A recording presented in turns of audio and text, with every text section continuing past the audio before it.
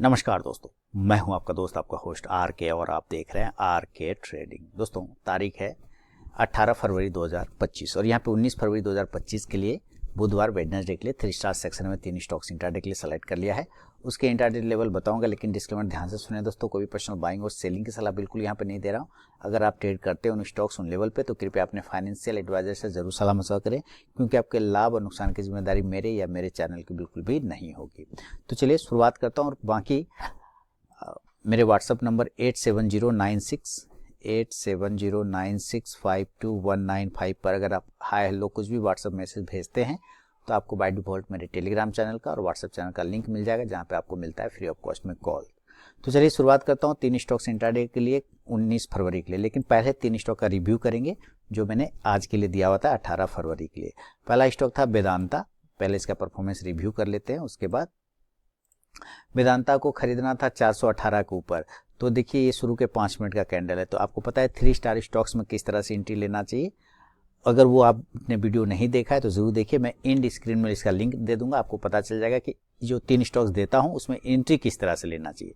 तो अगर देखा जाए तो इसमें एंट्री बनी नहीं बाय साइड में। सेल साइड 412 का लेवल था, उसके नीचे आने पर सेल करना था। और पहला टारगेट था 409 रुपए का, वो तो मिल गया। दूसरा टारगेट था 406 रुपए का, वो भी मिल गया। तीसरा 403 का था, तो लगभग 405 तक का इसने लो लगाया है। ठीक है, बाकी फिर देखिए रिकवर बहुत शानदार कर गया। दूसरा स्टॉक था डीएलएफ। तो चलिए हम लोग डीएलएफ को देखते हैं। डीएलएफ को बाइंग करना था 680 के ऊपर, सेल करना था 670 के नीचे। तो 680 के ऊपर तो गया नहीं, तो बाइंग हुआ नहीं। 670 के नीचे सेल करना था, तो जरूर यहाँ सेल हुआ।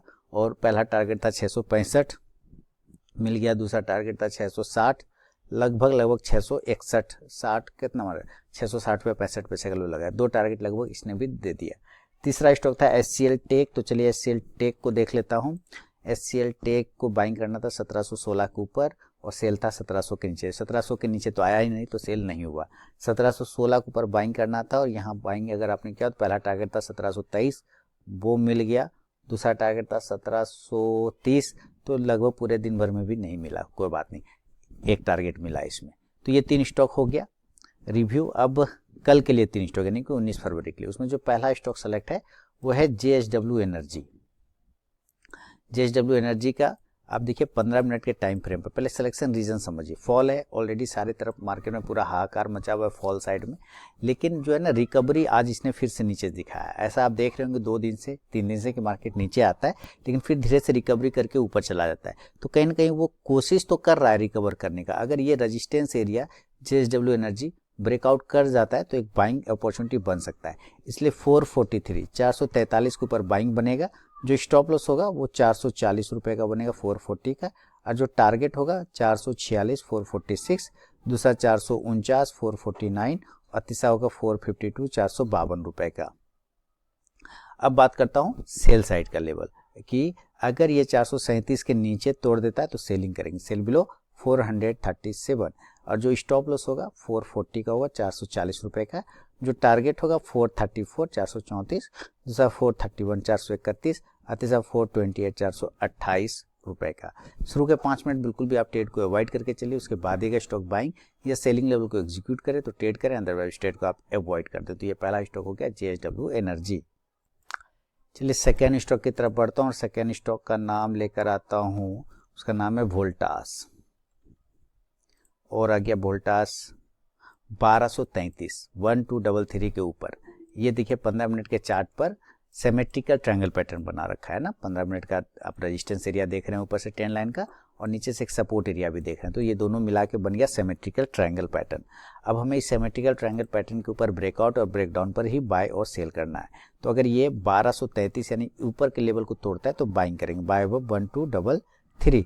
जो स्टॉप लॉस होगा इस कंडीशन में 1227 रुपए का होगा 1227, और जो टारगेट होगा 1239 का होगा 1239, दूसरा 1246 का होगा, सॉरी 45 का,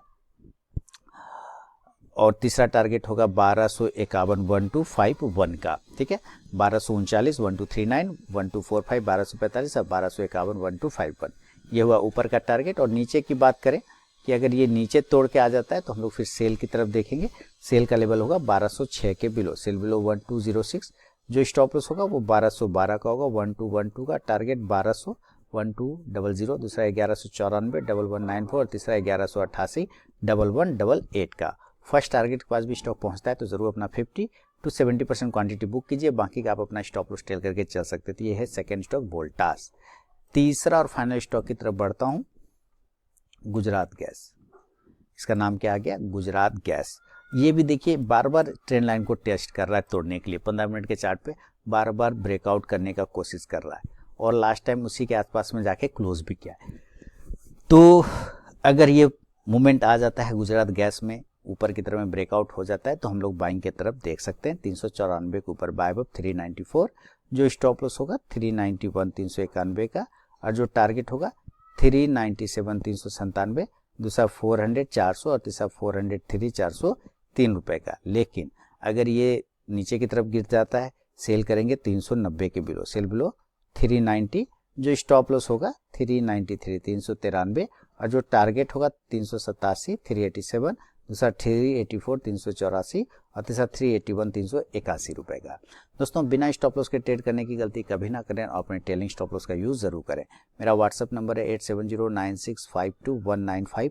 इस पर हाय हेलो आप कुछ भी व्हाट्सअप मैसेज भेजेंगे तो आपको बाय डिफॉल्ट मेरे टेलीग्राम चैनल का लिंक और व्हाट्सअप चैनल का लिंक मिल जाएगा, जहां पे आप पाएंगे फ्री ऑफ कॉस्ट में लाइव मार्केट में कॉल्स। तो चलिए मिलता हूँ नेक्स्ट वीडियो में, तब तक के लिए बहुत बहुत धन्यवाद।